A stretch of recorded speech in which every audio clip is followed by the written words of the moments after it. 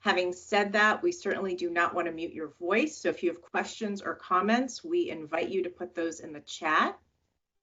My colleague Nitin is going to be managing the chat, and we're going to create some time and space at the end of our hour today to go through any questions that pop up. So again, we just want to thank you so much for being here. My name is Liz Scott, and I serve as the CEO here at Brighter Strategies. And I am joined by 4 fantastic panelists, and we're very excited to hear from each of them today. So today's topic is around funding the mission in an uncertain landscape. And if things are not uncertain, I don't know what they are, because everybody I talk to is dealing with all these different issues around strategy and programming and funding, and what do we do with everything that's happening? And so we wanted to bring together, again, these 4 folks just to have a bit of a conversation about this. So we're scheduling this for about an hour. We're probably going to talk for about 45 minutes or so. Again, we'll give you some time for Q&A at the end. All right, so we're going to go ahead and kick off and get started here. I'm going to invite each of our panelists just to tell us a little bit about themselves, their organization, just to give you a little context for the conversation and what they're bringing into today's conversation. And Renee, I'm going to start with you and then pop over to Stephanie. So Renee, take us away. Terrific. Thank you so much. So I'm Renee Bing Yancey. I serve as President and CEO of the Community Foundation for Northern Virginia. Delighted to be with you today. And I am passionate and committed to connecting individual community members and institutions to charitable causes that help them achieve their charitable goals. So the Community Foundation for Northern Virginia builds permanent endowments focused on supporting a thriving Northern Virginia. It's a mission that's at the heart of our work, and our work has been in place since 1978. I'm also delighted to see many of our board members and supporters on today's call. So thank you so much for the opportunity. Absolutely. Since 1978, that is amazing. Excellent. Thank you, Stephanie. And then we'll pop over to Michelle. Hello, I am thrilled to be here, and I'm Stephanie Narancis, and I'm the Director of Giving with the Claude Moore Charitable Foundation. And we are a private foundation located in Fairfax, Virginia. And we have two primary focus areas for funding. One is our statewide healthcare workforce, where we fund programs and school systems that, for the most part, provide an entry point into the healthcare industry for students and young adults, or adults really. And then another area of funding is we provide impactful grants to Loudoun County nonprofits. And as the Director of Giving, I'm responsible for community outreach and grant making. So thank you very much. Awesome. Thank you so much. And Michelle, then we'll pop over to Pyle. Sure. I too am so delighted to be here today. My name is Michelle Sullivan. I'm the Executive Director of All Ages Together. We are a nonprofit that provides free preschool to children whose families do not qualify for publicly funded programs but can't afford private preschool. We bring the preschool classes directly into the community. So we operate out of workforce housing, community centers, churches and libraries, and that eliminates some of the barriers like transportation that families often experience. Awesome. Thank you so much, Michelle. And Pyle, rounding us out. Hi, everybody. I'm also delighted to be here. My name is Pyle Martin. I work with Liz at Brighter Strategies. Brighter Strategies is about 18 years old, and we help organizations at the core of what they're trying to do in terms of setting up the people systems and the processes to help everybody succeed in their mission and deliver on impact. I am particularly passionate about helping nonprofits deliver their mission as fast as possible and as big of a way as possible, and making sure they can measure progress. And I lead our strategy and evaluation teams. Awesome. Thank you all so much. So Brighter Strategies, at the beginning of the year, we partnered with the Community Foundation for Northern Virginia, as well as some other funders. and we did a study on the state of the nonprofit sector here in the DMV. And there were a couple themes that came out of that report, which you can find on the Brighter Strategies website, and we'll make sure to get it out to everybody as well after this panel. But there were a couple themes that emerged from that study, and to no surprise, funding and what we're doing around strategy, that was one of the big themes. And so we said, you know what, I think we should do a panel and a discussion and really dig a little bit deeper here.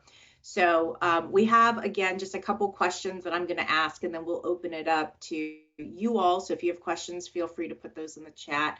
I'm going to start, Renee, with you as one of the co-founders of the study, if you will, one of the co-sponsors of it. So one of the big things that came out of the study, we saw that 44% of organizations saw an overall revenue decrease in 2025. And interestingly, 48%, so almost half of the people who responded, said that they actually have less than 2 months of reserves.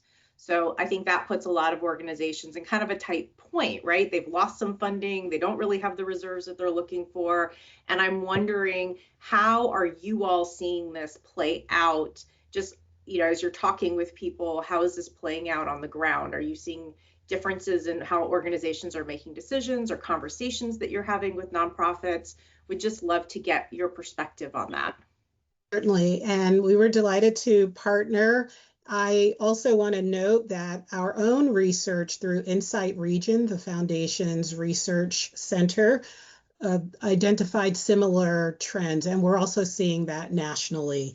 But a few ways that's playing out in the applications that are received for funding. There's been an increase in the amount of support requested, and so higher dollar amounts requested. There is a return to some institutional partners by nonprofits requesting a different use of their already approved grants, and a request for unrestricted funding. We see more as we're reviewing financials. There's an increased use of liquid endowed resources for those nonprofits who do have endowments. We were not seeing a big shift in layoffs, but open positions were often not being filled, and there was a timing delay for filling some positions, which, you know, has an effect because there was also a simultaneous demand for services. Increases in fundraising campaigns. You know, when you look at a Giving Tuesday type event, we saw many more organizations engaging in those activities. Greater resilience on their board members and prospects for donations, and some scaling back of services. Those services that were nice to have, certainly essential services, but maybe not have been a priority, maybe something that was being piloted. And then additionally, a hold on expanding services to a larger service area or another programmatic area. I have to contextualize this by saying many nonprofits and companies and individuals, we are still recovering, if you will, post-COVID. So you layer that in, and we have to put that into that realistic context. Yeah. Thank you. Thank you so much for that. Stephanie, I'm wondering also, as being part of a foundation and being a funder, are you seeing some of these same trends? Are you seeing different things out in Loudoun County specifically? Well, I would say in Loudoun County, our nonprofits, there's pockets, certain nonprofits who relied on federal funding or had a certain mission area, they experience, you know, this decline in revenue. I would say for the most part, what I'm seeing in Loudoun is more static revenue, but a large increase in service demand, which when you have static revenue in today's environment, that is less revenue than you had a few years ago. And so that's challenging. And then the service demand. So it's a little different, but it's the same demand, it's the same pressure on the bottom line. And another vibe that I'm kind of getting, you know, is when nonprofits, when they just feel insecure or they don't have enough money to really execute their mission, they have that, it puts so much pressure on morale, and it puts so much pressure on the CEOs who are and the executive directors who are running these organizations. So sometimes I just feel that it's just a very challenging situation, even though maybe we're seeing more static revenue across the board. It's just a lot of pressure on these individuals trying to run in the organizations. Thank you. And I'm going to piggyback on that, Stephanie, and just ask you to respond to this next question too, because one of the other things that we saw is that there's been huge negative impact in federal funding shifts. So I think from the survey, it was 67% said that they have experienced a negative result there. Any strategies that you're seeing that are actually working for folks? And then Michelle, I'm going to go to you next as being boots on the ground from a nonprofit perspective. But from a funding perspective, what are you seeing in sort of the collective nonprofit space, Stephanie? Well, I can only speak to, with deeper knowledge is what we, the nonprofits we fund and we support, even though I'm familiar with the general community. And yes, if the federal funds and both the timeliness and the amount and the fear of what lays ahead is definitely having an impact. I think the one impact, the one thing we learned from COVID is the importance of reserves. And I see more organizations be intentional about building those. As Warren Buffett said, it's when the tide goes out, you find out who's swimming naked. And, that kind of happened during COVID. So I do feel like there's more of an intentionality about the reserves, which is hard when you have a flat revenue line and you need you don't have a lot of unrestricted funding. But I think what I see is more organizations who maybe were or are reliant heavily on federal funding or in local, government funding in general. They're knowing now that they need to supplement that with a strong donor base. You can't, it's no longer just that security that you have those grants, and we don't know what lays ahead, so that they know that they have to start putting fuel into their capacity building and their donor base, in maybe a way that they didn't have to be quite so intentional in the past. I'm loving that, the picture that you're painting there. There's so many rich elements that I think are impacting organizations. Michelle, as an organization that's boots on the ground, what are you seeing in this space? What I would say is that no single funding source can sustain work anymore. You have to intentionally build a mix of foundation support, local government support, corporate giving, individual donors, and community fundraising, because each plays a different role. But what has become even more important is building long-term relationships. And we want our funders to understand not just what we do, but the families we serve, the outcomes we achieve, and why early childhood education changes a child's trajectory. And those relationships are what creates stability that goes beyond any single grant cycle. And so we are very, very focused on that. I know that a lot of our clients are really focused on relationship building, and that's something that we're hearing a lot of. Kyle, I'm going to pop this over to you and bring you into this conversation. One of the things that I know we heard in the survey is that an overwhelming amount, almost 90%, said we would really love more unrestricted operating grants. Basically people are looking for money to be able to play with as they see fit, to really hit the mission and to do the hard work without any not any boundaries, but within giving themselves the opportunity to make those decisions about how to use money. And so I'm wondering, from a consulting perspective, I know you do a lot of strategy work with clients. What are some of the shifts in thinking that you're seeing, or people approaching grant making or grant requests differently, or what are you seeing on the strategy front? Well, in terms of multi-year grant making, I think it's a good idea. And the reason it's really important for nonprofits is because they want to be able to plan. They want to be able to plan 3 to 5 years out, and recognizing that there are external environmental issues that they already have to overcome. And shift their priority around. It would be nice if funding was steady to some degree, where they would know we can count on this and we can plan to do this year and then do this next thing in the next 2 years without having to show progress on everything all at the same time, because that's not possible. And I think, and part of that too is trust-based philanthropy, and which is, growing, I think, but letting the organization really decide what is the most important priority for them, letting them determine that, so that when they say, okay, this is where we feel that we have the most impact, they don't have to spend 6 months convincing that of a donor to shift, on this program area, because that's what they see is really dramatically impacting their population today, that they can make that shift on their own. They have the flexibility and the trust from their funder to do the thing that makes the most sense. Yeah, that really speaks to me. And I'm wondering, Michelle, I'm going to go back to you, boots on the ground, but I'm sure every organization on this call has their own story. If you think about what the last year has looked like for you all financially, were there some hard decisions that you had to make? And what was, I mean, we all have hard decisions, but what's the strategy or the things that have really helped you stay afloat? And then Renee, I'd love to pop this question over to you as well, because I think you're looking at it from a slightly different perspective. So Michelle, let's start with you.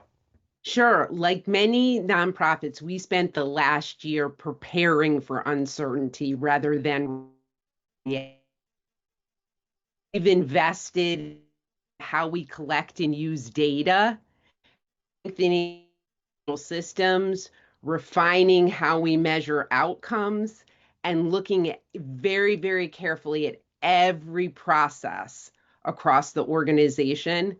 And that work might not be visible from the outside, but it's made us stronger and allows us to make better decisions, respond quickly, and demonstrate our impact with greater confidence. And I think that and reflected in the grants that we have been able to get, the partnerships that we've made, and just the entire landscape. Right. And I would add aligning mission, strategy, and financial oversight. Those are critical elements, ensuring that board engagement is deep and open, that those candid conversations can be held. Your audit firm, your other professional advisors, the treasurer, finance committees, they are critical partners in this work, partnerships as was already described, and being open and candid during these times. This is not the time to shrink back or to feel embarrassed. These are very well documented challenges that many organizations, families, and individuals are facing. To tie it to the multi-year funding, I'd like to amplify that point. Minimum of 3 years, of course, with check-in, with ensuring that the work remains aligned, that scope creep isn't inadvertently coming into the mix. Sometimes there can be a tendency to say, let's fund something new, where the tried and true also has to be supported. And finding that proper balance so that as you look back at your organizing documents, at your founding documents, that you still look like the original charitable intent. And if that charitable intent has needed to shift because of changing times or technology, et cetera, that you've got intentional conversations, pausing, stopping, and honoring and letting go of some activities or programs is sometimes necessary. That's really challenging. What needs to be started or continued is also something that needs to be in that mix. So again, pause, stop, and honor, start and continue. Being prepared for windfall, because this time is a season. This may not be the time that we see over the next 10, 15 years. We need to be prepared for when that windfall gift or other investment comes in. And vision is absolutely critical, that it must be clear and unambiguous, and that we are taking the time to invest in our teams, this mental wellness, as Stephanie, as you described it, and the burnout is all too real. We see it at the board level in organizations across the network of nonprofits with whom I connect on a regular basis. One as early as this morning for coffee for today's webinar, and that was a consistent theme, and boards and staff members are feeling that burnout and the pressure. As an organizational consultant, I love a good stop, start, continue conversation with staff and with clients, because it can be really illuminating, right? You know, what are we doing and how are we focusing in on it? And I think, you know, burnout's real. There's just a lot that's on people's plates right now. The last webinar we did was all about burnout, and there was unfortunately a lot of interest in the topic because I think it's something that people are experiencing. Pyle, I know you work with a variety of different clients, and I'm wondering, and then Stephanie, I'm going to pop over to you next. But Pyle, I'm wondering, as you think about some of the clients that you're working with, are there some success stories? Are there things that you see that they're doing really well when it comes to both diversifying? I mean, obviously we're talking about funding and revenue here, but it's really about sustainability, right? It's about having some consistency and stability to the broader workforce. So I'm wondering, you know, what have you seen? What's working? What could others on this call learn from some of those experiences? Well, I want to plus one everything Michelle and Renee just said. I think that they're prioritizing and doing it collaboratively, doing it together, not quietly in a boardroom, but really working with your leadership and saying, okay, what we have this much at the end of the day, right now we have this much money, right? And so what are our most important programs? What is the criteria that we use to determine what we keep, you know, what we continue and what we stop, and being transparent and honest about making those decisions? I'm seeing that it's hard work, but I think, you know, clients really benefit from it, and we're working through some of that with some of our clients. I think too, there's a real risk if you don't do that of having staff absorb the gap, trying to do it all. And, you know, more on your plate doesn't mean more gets done. It means people are overwhelmed. It means at the end of the day, less probably gets done. And that's a situation, you know, we really help clients try to avoid, but it's really tempting, I think, to say, well, let's just get through this until we get to the windfall. But I also agree, Renee, like maybe I'm an optimist, but I'm hoping this time isn't forever.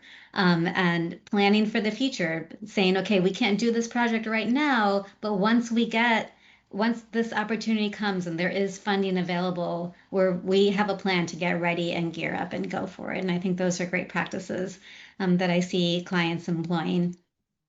I love the optimism behind that. I think we have to keep some of that optimism to be able to plow through this. Stephanie, what are you seeing both at your organization and then with organizations that you all partner with? Well, so you're speaking of like success stories and things people have done. I would say I have seen, I have an example in my mind. It wouldn't apply to all nonprofits. It's kind of a unique situation, but it demonstrates real out of the box thinking. Because I love what Michelle said. I love what Pyle said. You know, I think that they're completely spot on. But I love out of the box thinking. It was an organization that basically before COVID, they place adults with disabilities into great employment situations. Because of regulation, because of COVID, that dried up. So what did they do? They started a social enterprise. And that social enterprise, it took a few years. It was really tough, but now it has the potential of really helping fund some operations in addition to placing these adults with disabilities. So the point being that is not applicable, obviously, but real out-of-box thinking. I do like that I see some organizations are digging deep. They're doing audits of their missions. They're doing audits of the services they're provided. They're doing audits of, you know, what is our revenue mix? And, you know, I do believe, as difficult as this is, a lot of organizations are going to come out better and stronger. And another thing I just see at the foundation, like, you know, in my personal work, nonprofits who've activated their boards, I really think that that's an area where nonprofits have to really look closely. If there's dead wood on that board, they need to go. You know, the old rule of 20-80, and 20% of the people do 80% of the work. That really shouldn't be allowed to happen. And why is that happening? I think has to look at it. Really, I can tell you some great stories about a board member who approached me 3 years ago, not even on the organization's radar screen.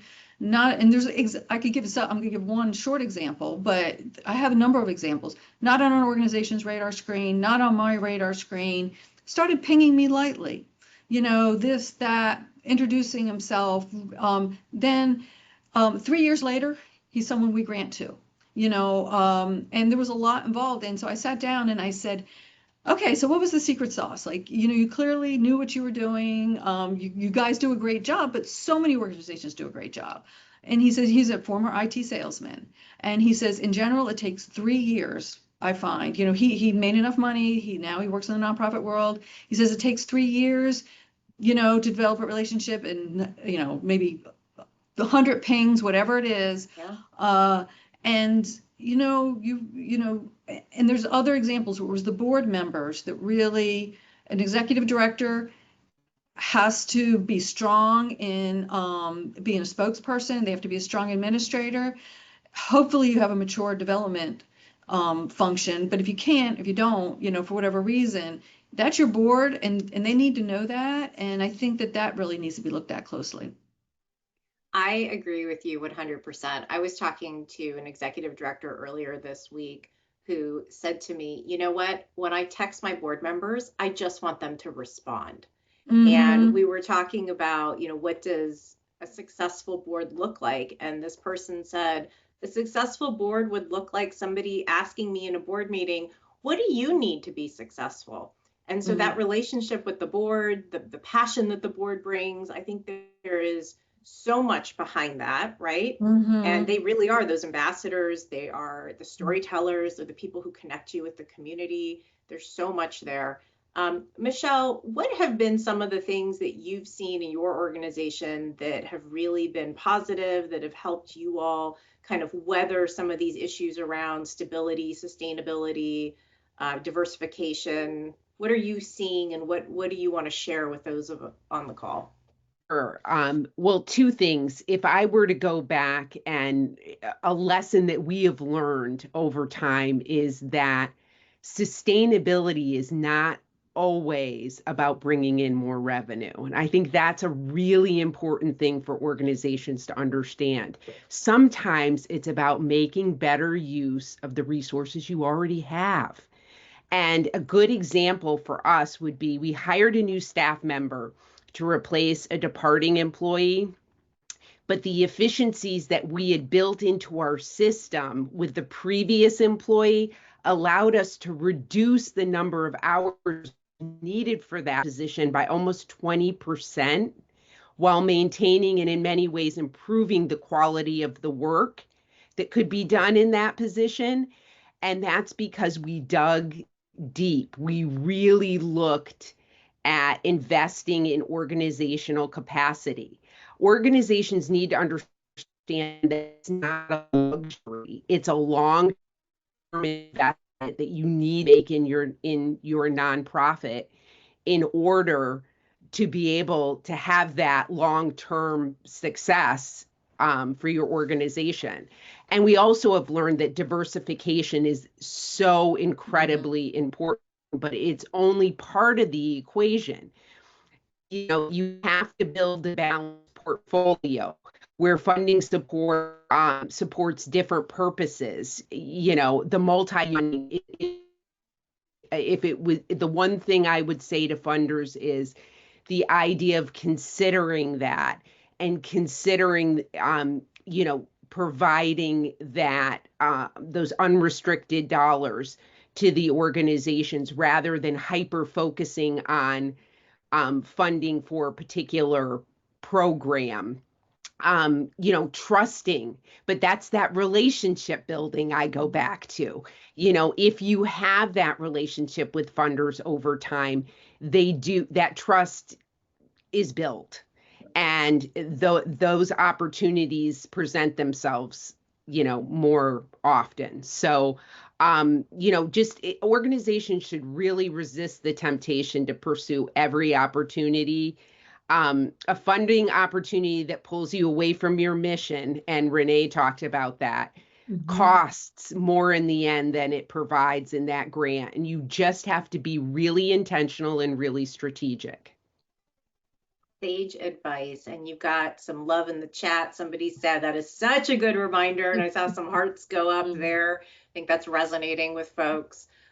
Renee, let me ask you, just to kind of jump into some more of that funding conversation. One of the things that we heard in the study is that organizations are really putting their eggs in the basket of individual giving and foundation support for 26, but also they're thinking about that for 27. I think the overall feeling here is that there's some pessimism around government funding, and so they really are looking to diversify, and they think that individual giving and foundation giving is going to be the place to go. What, as an organization who is a funder and a capacity builder, what are you all thinking, and what advice would you give nonprofits that are thinking about, exactly to Michelle's point, we have to diversify? What advice would you give them? Sure. Well, in the form of setting some context about the Northern Virginia nonprofit community, the nonprofits generate approximately $1.6 billion in annual economic activity. So I want to note that as an economic force, and over 7,000 jobs. And I'm speaking specifically about a slice of the sector that is direct service. So let's set aside large associations or other entities of that type, but those who are providing direct social services, that's income for professionals who are employed by these organizations, and they are hometown heroes, if you will. Noting, especially as Michelle noted, bigger is not always better. And I encourage, I don't say that it is specific advice that, one would seek from a consultant, because every nonprofit has its own specific needs and mission and goals. But being clear about program alignment during a time of funding uncertainty, being open to evaluation, partnership, individual giving continues to far surpass giving by institutions such as foundations. That has been a long-standing data point, as explicated in Giving USA's annual report. So that hasn't shifted much over time. So being clear about who is interested in your mission, who might invest in it and support it. Of course, for those entities who are heavily reliant on government funding, you've developed a set of expertise that let's call it unique. Identifying where, if at all, there are any additional fee-for-service opportunities. That's critical as you look at your revenue and your business mix. Being realistic about what your multi-year commitments are intended to be and where the investments are needed. And all along the way, ensuring that you are motivating your team. These are hard times. There's no doubt about that. And having that clarity and helping them to see beyond where your current situation is. I am convinced this is a season in our time. Entities like the Northern Virginia Chamber of Commerce are laying forth a roadmap to really reimagine what the economy could become should additional cuts in government contracting and other related reductions occur. But that communication, that candor, that willingness to be vulnerable and ask for what you need during this time, that's an important set of recommendations for nonprofit leaders, for boards to ask. During board meetings, consider carving out some specific time. Of course, you've got to get through committee reports, the financials, the governance responsibilities of a board of directors, but setting aside some time for a strategic question or two. You've got a group of volunteers who are expert in a variety of different industries and experiences, and including lived experiences. Let's make sure we're leveraging those for this unique time in which we are. Such great advice. Stephanie, any thoughts that you want to add to that around how nonprofits should be thinking about leveraging or thinking about just their revenue mix going forward?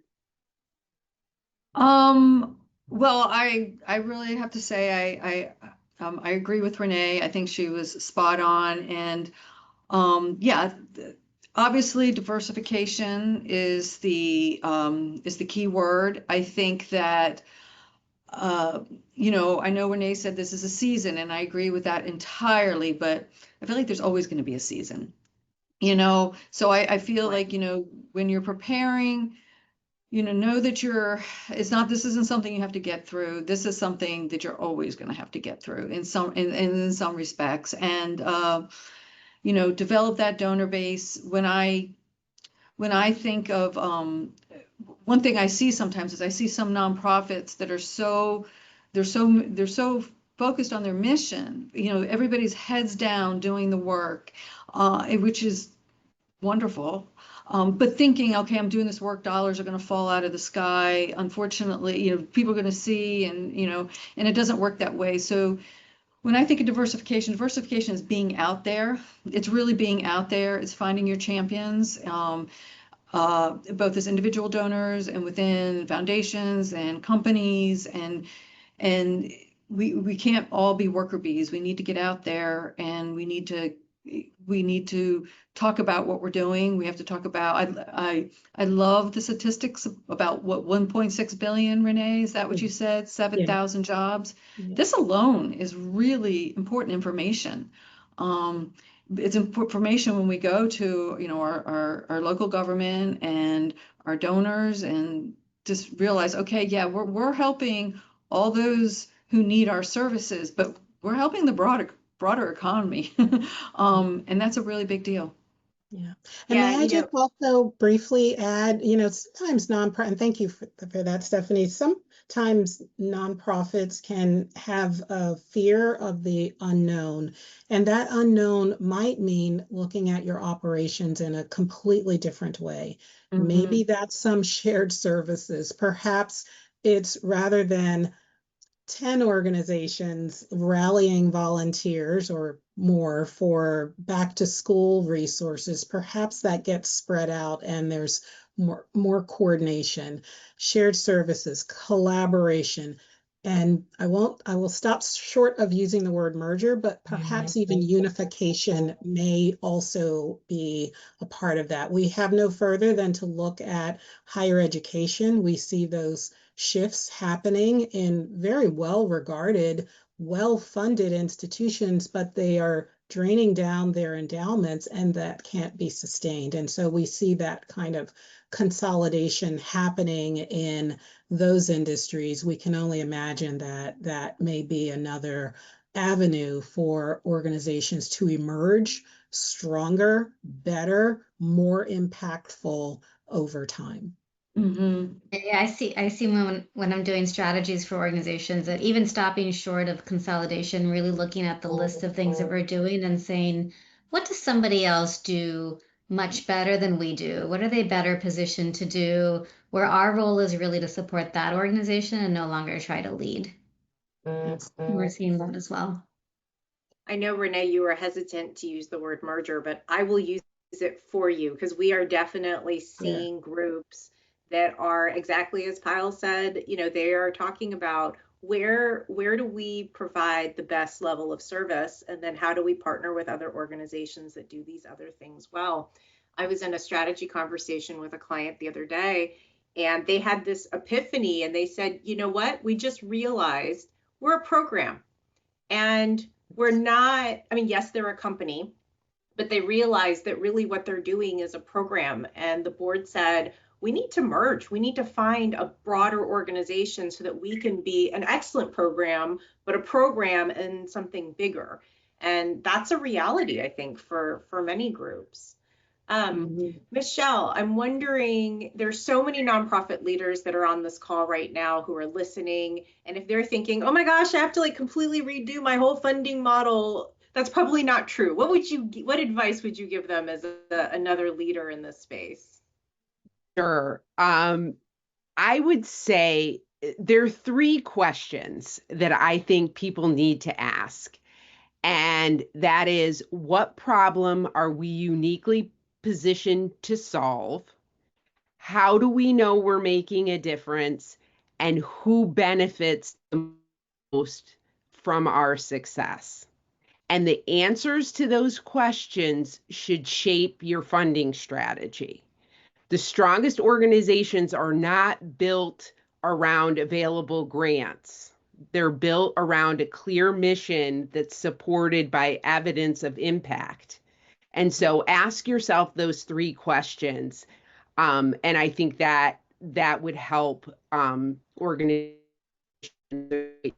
And also, don't let fear drive your decisions. Yes. Your mission is your greatest asset, and you have to keep that top of mind. I love those. And somebody put in the chat, can you repeat those questions? Do you know them off the top of your head? Absolutely. Can you read them off again? What problem are we uniquely positioned to solve? How do we know we're making a difference, and who benefits the most from our success? It's like our staff meetings. I'm curious about what others think, but in my evaluation work with clients, I find that, and even in the trainings that we do on evaluation, that sometimes the how do you know we're making a difference can feel really overwhelming, but it doesn't have to be, right? No. It can be a couple of data points that are easy for you to find that really drive it home, and they don't have to all be quantitative. The stories can go a really long way. Depending on who you're talking to. And you all have talked about, individual donors versus others. People look at different things. And I think people are really overwhelmed by that. And it could be quite simple. I'm curious about, Michelle and Renee, what you think there as well. I'll jump in with storytelling. We leverage the Community Foundation for Northern Virginia, leverages its own digital and other platforms to amplify stories, also through capacity building investments that the foundation has made. And I know Claude Moore invests heavily in capacity building for nonprofits to help them tell their own stories and communicate out. It is critical, as noted during this time. This is not the time to shy away. This is not a time for the embarrassment that might have followed someone needing to make these kinds of hard decisions. Seek your partners very early on into the process, signal when you need help, and identify those opportunities to leverage, connect, align, and of course, always on your financial side with your audit firm, with those partners, your legal resources, pro bono or otherwise, because they are critical. Thank you so much. So I've got two more questions, and I'm going to invite all four panelists to answer these. And while we're asking these final questions, if you, our wonderful audience, has any questions, please put those in the chat. We'd love to get to those. You can either tag a specific person or we'll just ask the question generally. So go ahead and put those thoughts in the chat. My first question for each of you is, what gives you hope right now as you're thinking about this landscape? Where is your joy in this? And Stephanie, I'm going to start with you, and then Pyle will move to you.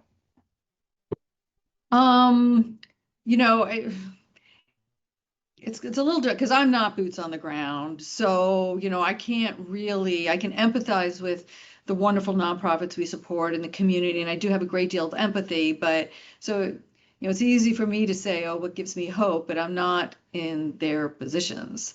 So with that said, what does give me hope is I do see, I just see so much great work, and I think Michelle talked about it, Renee talked about it, it's kind of what, to be the cliche, what doesn't kill you makes you stronger. And I think we're going to come out. I do think as communities and organizations, I think it's going to force collaboration. I think it's going to force reevaluation. And I really do think we're going to come out better and stronger. And yes, losing that federal funding, it's tough. There's no way it's not tough. And I don't even want to say it is, but well, I do think I think we have a lot of smart people doing a lot of smart things, and they're going to figure it out. Thank you. Pyle, and then Michelle and Renee will let you wrap up this question. We're all still here. We're all trying to fight the good fight, and we're doing it together. And that's what gives me hope every day is, in tough environments, communities come together, communities get stronger, communities innovate. It's hard to be hopeful some days, but this is the kind of community that does give me hope. Thank you. Gives me hope is that communities continue to believe in investing in nonprofits, and in our particular case, investing in children. Every day we meet families who are eager to help their children succeed, and we work alongside volunteers who generously give their time. We partner with funders who understand that early childhood creates lasting change, and that shared commitment has not disappeared. And if anything, moments like this remind us why collaboration matters so much in the nonprofit community. Thank you, Michelle. And I'll add that the heart and the brain coming together, it's the business side, and it's what drives us to do the work that we do, the people. I look around the gallery of individuals on this call today. Many of them are current or former board members, team members from the Community Foundation for Northern Virginia, and dedicated supporters and volunteers. That gives me hope about our belief in Northern Virginia as a place that is worth investing in. It is our home. It is our community, whether we are here through original birth or we came here in pursuit of our next adventure. We are here and this is our community. I am always reminded of the average 3-year-old. If you are working on a chore and a 3-year-old comes into the room, one of the first things they will say is, "Can I help?" We need to continue to harness that, leverage that, and encourage that kind of generosity, the kind of generosity that Alexis de Tocqueville commented on when he came to the United States and observed this unique American tradition of voluntary association. That's what gives me hope that it sustains and it has grown, and I think it will continue to grow over time. Love all 4 of those answers. Thank you so much for such thoughtful responses. My last question before I move to the couple questions we have in the chat.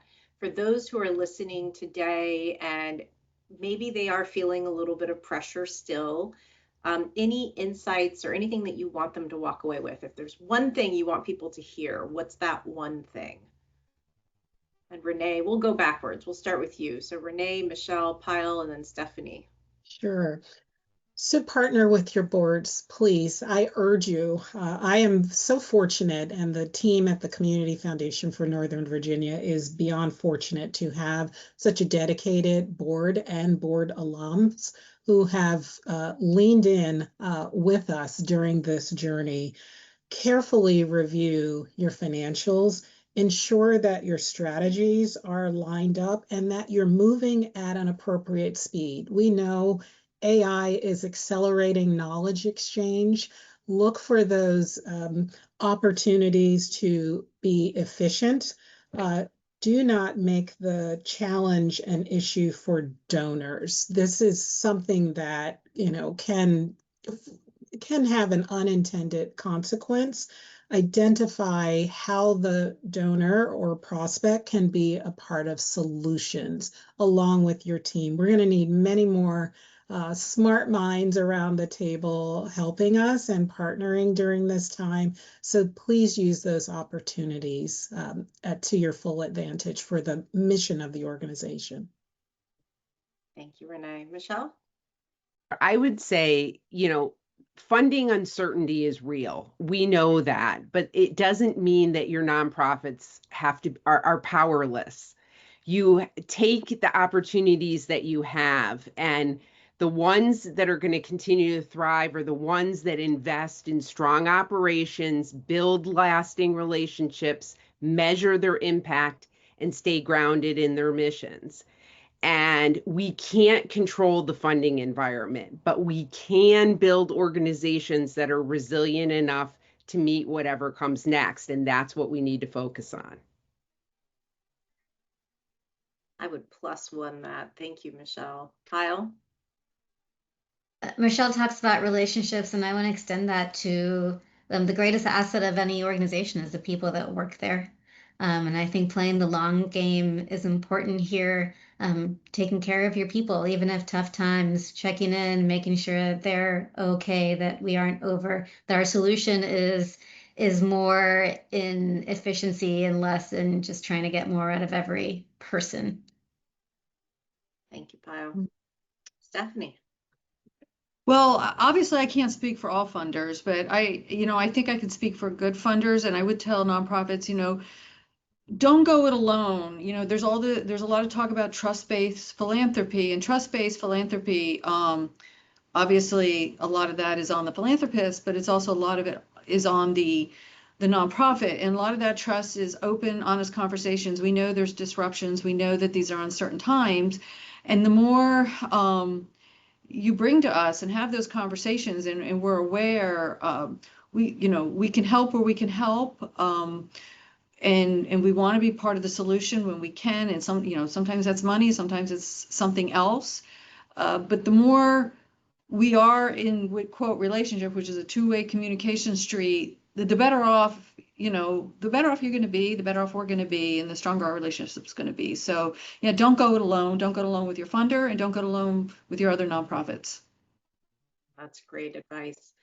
So we do have a couple questions in the chat, and in the interest of time, I'm going to ask just one of you to respond to each question. So this is going to be like Survivor, first come, first serve. Just, pop your hand up or let me know if this question really speaks to you. The first one is, any funding recommendations for those of us who are startups? So startup nonprofits. Renee? May I be so bold as to identify a critical question that a startup might consider asking? Is that nonprofit service already being provided? And would the resources be more efficient and effective, especially now with supporting an entity who already does that work? It is, of course, within the right of any individual to create or start up. They're often driven through passion about a topic or a mission focus. But I would ask to take a step back to, especially as we're talking about reductions in funding, how this will be sustained over time, and is the service already being provided in an excellent manner? That is fair. Thank you. Another question. So many panelists mentioned trust-based funding. How do we move the funding community to support this? Everyone still wants to support programs.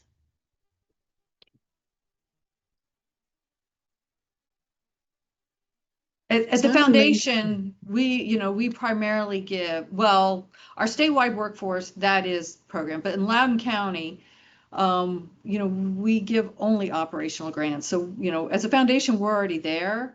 So the only thing is I can say is just to, message that, be a communicator. Hey, we have rent, we have an audit, we have our wonderful executive director, you pay what you get for, and we need unrestricted funding. And don't be shy in putting that message out there.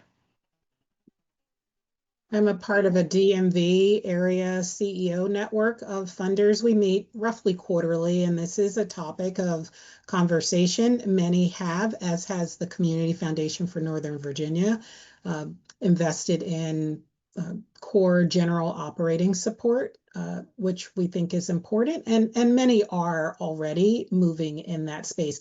Individual donors as well might be a part of that, equation and having that conversation, as Stephanie noted. Thank you. 2 more questions if we can fit them in before we wrap up. The next one is, what recommendations do you have for professionals that want to work with mission-focused organizations during these precarious times, but maybe you're having difficulties acquiring roles? I know there's been a lot on the hiring front, and any thoughts on that? I would say the same thing about trying to build relationships, networking,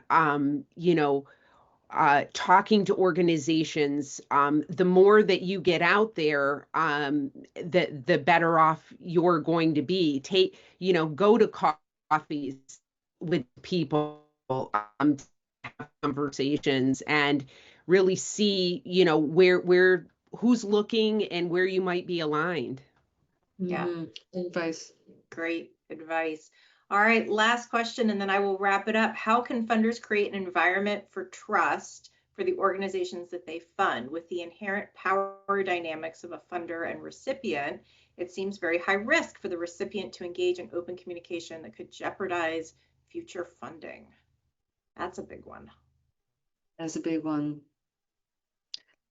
All I can say is, at the end of the day, honesty and open communication, it just has to be, and it's going to land where it's going to land. And I think a good funder, that at the end of the day, that's the only path forward. And I know it's a vulnerable position, and I think good funders get that. But we realize your boots in the ground, and we need to be able to trust you, and we need to know you're going to come to us when there's a problem, there's a big funder dropped off, or something has happened, a disruption, and we'll do the best we can with that. That's fair. Thank you. And I would add too that there are many funders here in the area that are very open and willing to engage in conversations, and it could be a matter of just needing to expand your funder base. Have, as Michelle was saying, network with some new folks, have some new conversations. Well, exactly. We want to thank you all. Quick thought, Paul, go for it. I was just going to say, I would add too that I think trust-based philanthropy, it's a movement. We have to keep talking about it. So funders keep hearing it, and they're, working together, as Renee is talking about, to improve practices. It's not going to happen overnight, but we can see the needle moving in a positive direction. Fair. Yeah, thank you. Well, I want to thank you all for being a part of today's conversation. For those who are on the line with us, we have 2 more webinars coming up that are around these hot topics that came out of the nonprofit state of the nonprofit sector. We have one coming up in September, which is going to be on diversity, equity, inclusion, and belonging. And we have one in October that's going to be around innovation and success strategies. So we hope that you join us for both of those. And I want to give a big thank you to Renee and Stephanie, Michelle, and Pyle for engaging us in a wonderful conversation this hour. We will get a recording of this out to everybody and also a copy of the report. So thank you so much for being with us here today. We hope that you have a wonderful rest of your day and rest of your week. And thank you so much to our panelists. We are very appreciative of your time. Thanks, everybody. Thank you, everyone.